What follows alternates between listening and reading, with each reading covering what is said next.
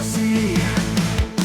Kata demi kata membentuk makna, isyarat dan suara jembatan rasa. Assalamualaikum warahmatullahi wabarakatuh.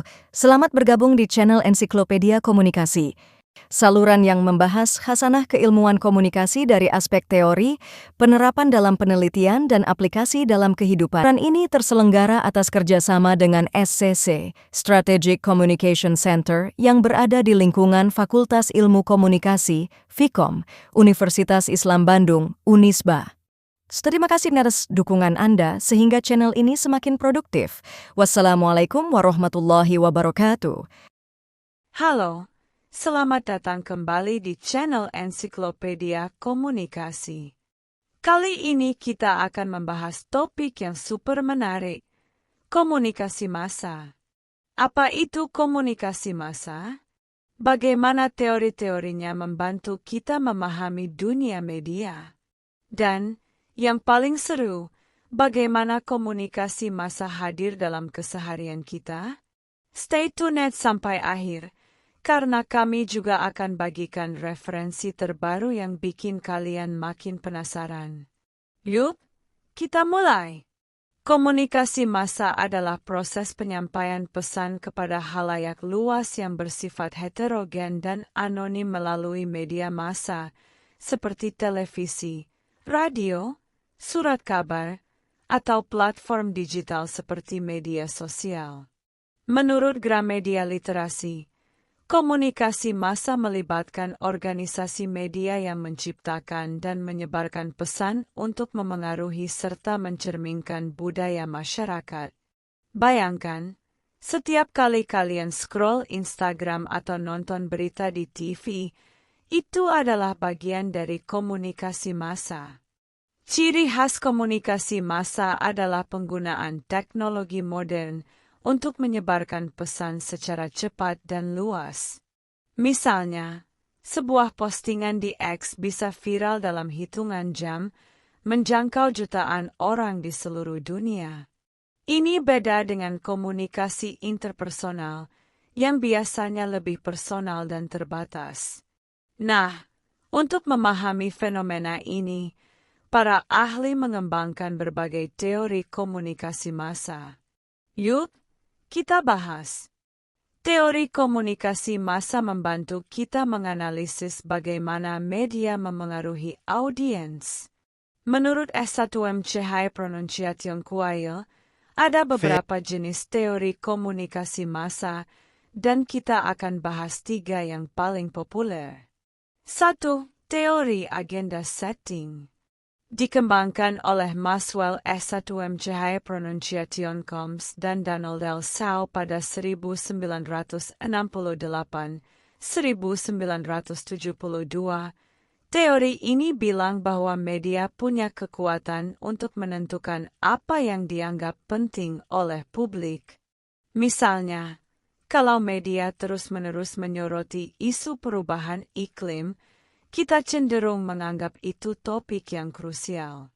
Contoh nyata, coba ingat bagaimana media membingkai pandemi COVID-19, bikin kita semua fokus pada protokol kesehatan. 2. Teori kultivasi. Dicetuskan oleh George Gerbner, teori ini menjelaskan bahwa menonton televisi dalam waktu lama bisa membentuk persepsi kita tentang dunia. Misalnya, kalau kalian sering nonton drama kriminal, kalian mungkin merasa dunia lebih berbahaya dari yang sebenarnya. Penelitian Gerbner menunjukkan bahwa penonton berat yang menghabiskan lebih dari 4 jam sehari di depan TV cenderung punya sindrom dunia berbahaya. Menarik, bukan? 3. Teori uses and gratifications. Teori ini bilang bahwa audiens bukan cuma penonton pasif, tapi aktif memilih media sesuai kebutuhan mereka, seperti mencari hiburan, informasi, atau koneksi sosial. Contohnya, kalian mungkin buka YouTube untuk belajar, tapi buka TikTok untuk hiburan. Teori ini dikembangkan oleh Sandra Borokeach dan Melvin de Fleur, dan relevan banget di era media sosial. Ketiga teori ini dirangkum dari artikel Telkom University tahun 2024 dan Gramedia Literasi 2022 menunjukkan betapa kompleksnya interaksi kita dengan media. Sekarang, mari kita lihat bagaimana teori ini diterapkan dalam penelitian. Penerapan dalam penelitian komunikasi. Teori komunikasi massa jadi fondasi penting dalam penelitian komunikasi.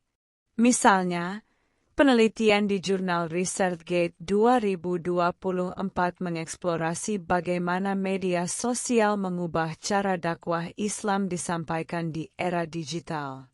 Dengan pendekatan teori komunikasi media baru, peneliti menemukan bahwa platform seperti X memungkinkan pesan dakwah menjangkau audiens global, tapi juga menimbulkan tantangan seperti penyebaran hoaks.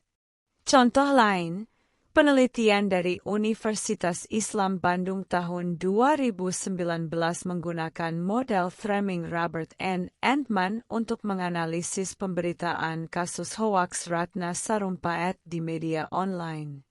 Hasilnya, media bisa membentuk persepsi publik dengan cara mereka membingkai berita, misalnya dengan menonjolkan aspek emosional atau faktual. Penelitian seperti ini relevan karena membantu kita memahami efek media pada opini publik, perilaku konsumen, bahkan dinamika politik. Nah, sekarang, bagaimana komunikasi massa hadir dalam kehidupan sehari-hari? Komunikasi massa ada di mana-mana dalam keseharian kita. Pertama, fungsi pengawasan.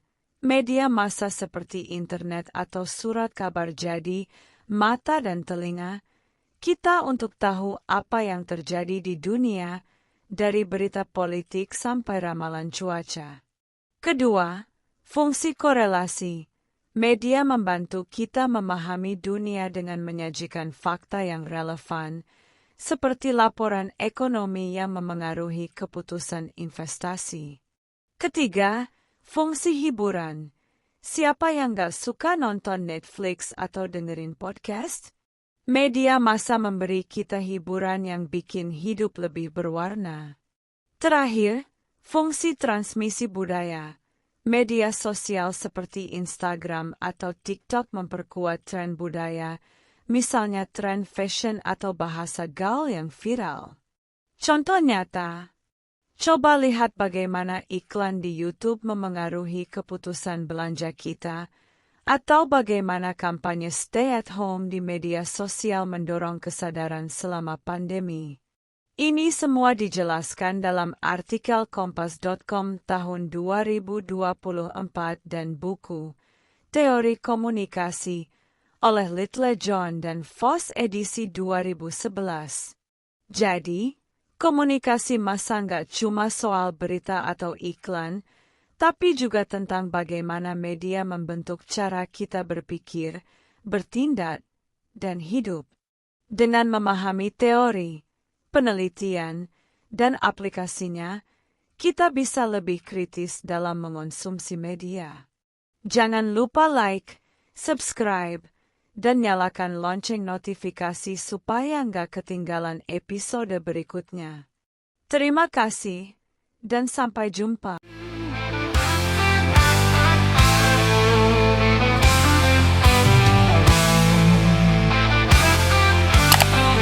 Suara komunikasi. Kata demi kata membentuk makna, isyarat dan suara jembatan.